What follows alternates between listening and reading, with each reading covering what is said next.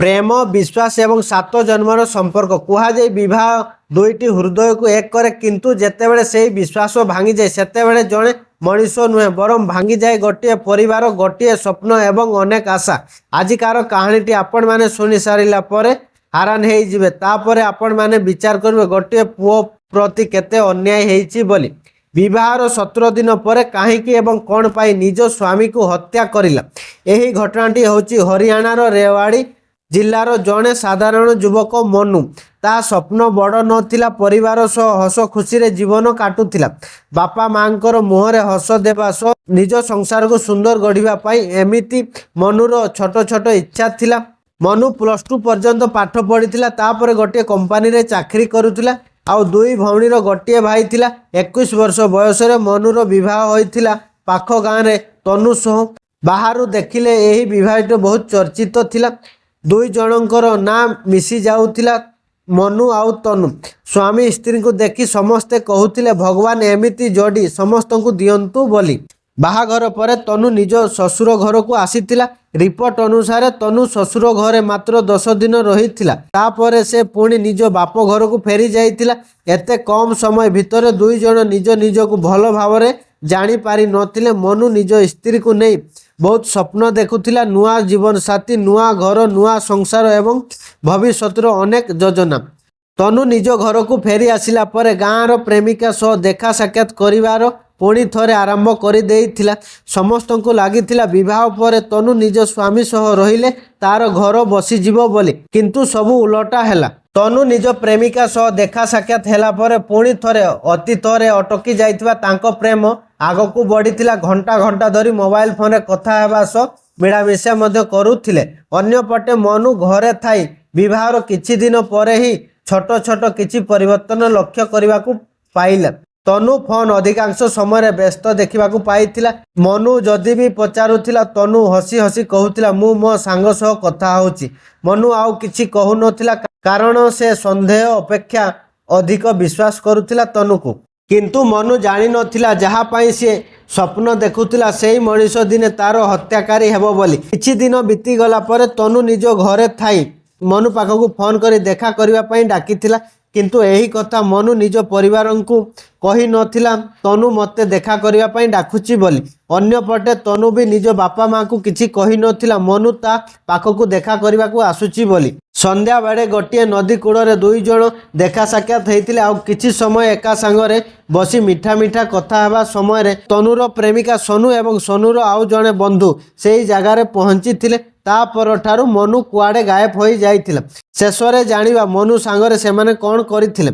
संध्या आसी राति हेबाकू लागिथिला।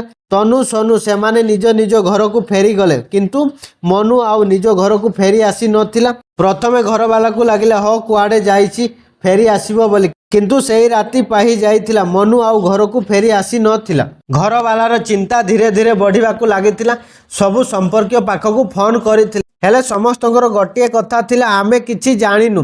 तापरे घर वाला जाई पुलिस रो आश्रय नेइथिले। पुलिस मध्य मनु को खोजाखोजी करुथिला। मनु निखोज हेबार 3 दिन पर पुलिस पाखकू खबर आसीथिला नई पानी रे गोटे युवकर मला शरीर भासुची बोली। पुलिस नई पाखरे पहुंची मला शरीर को उद्धार करिथिला। आउ ता पॉकेट रे थिला निजर परिचय पत्र हाथ रे पिंधिथिबा घंटा पर्स एवं निज मोबाइल फोन।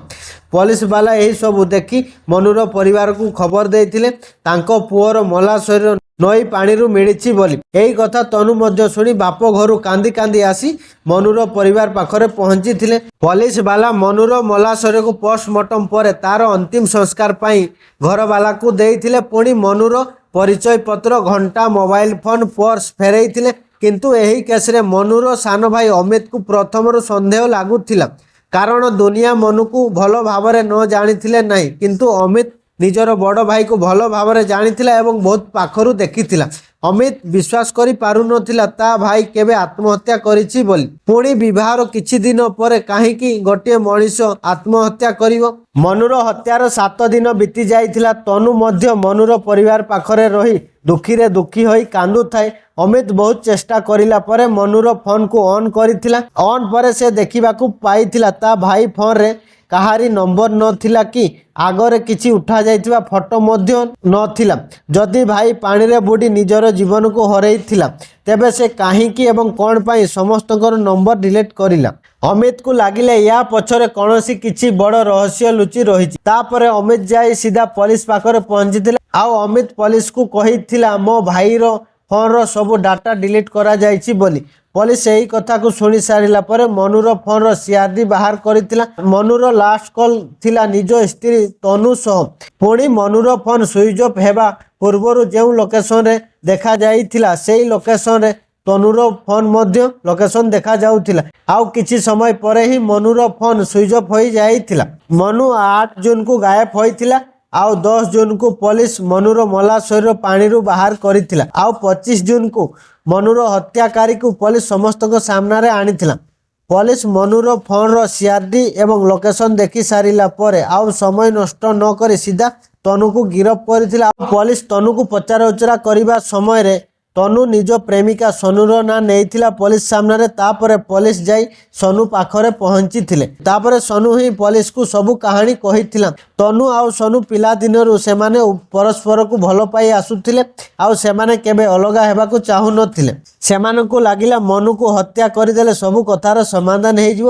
ପୁଣି ହତ୍ୟା ବି ପୁରା ପ୍ଲାନିଂ ସହ କରିଥିଲେ ଆଉ ହତ୍ୟାକୁ ଆତ୍ମହତ୍ୟାର ନାଁ ଦେଇଥିଲେ। ତନୁ ନିଜ ସ୍ୱାମୀ ମନୁକୁ ନଈ କୂଳକୁ ଦେଖା କରିବା ପାଇଁ ଡାକିଥିଲା ଆଉ ସେଇ ଜାଗାରେ ଆଗରୁ ଲୁଚି ରହିଥିଲେ ସୋନୁ ଏବଂ ତା ଅନ୍ୟ ଏକ ସାଙ୍ଗ। 3 ଜଣ ମିଶି ପ୍ରଥମେ ମନୁର ନିଶ୍ୱାସକୁ ବନ୍ଦ କରିଥିଲେ ଆଉ ମନୁ ଯେତେବେଳେ ବେହୋସ ହୋଇଯାଇଥିଲା ସେତେବେଳେ ପୁଣି ମନୁକୁ ନେଇ ପାଣିରେ ବୁଡ଼ାଇ ରଖିଥିଲେ। ଆଉ ଯେତେବେଳେ ସେମାନଙ୍କୁ ବିଶ୍ୱାସ ହେଲା ଯେ ମନୁ ସମ୍ପୂର୍ଣ୍ଣ ଭାବରେ ସବୁଦିନ ପାଇଁ ମରିଗଲା ବୋଲି ତାପରେ ସେମାନେ ମନୁକୁ ପାଣି ଭିତରେ ଫିଙ୍ଗି ଦେଇଥିଲେ ଆଉ ମନୁର ଫୋନର ସବୁ ଡାଟାକୁ ଡିଲିଟ୍ କରି ଦେଇଥିଲେ।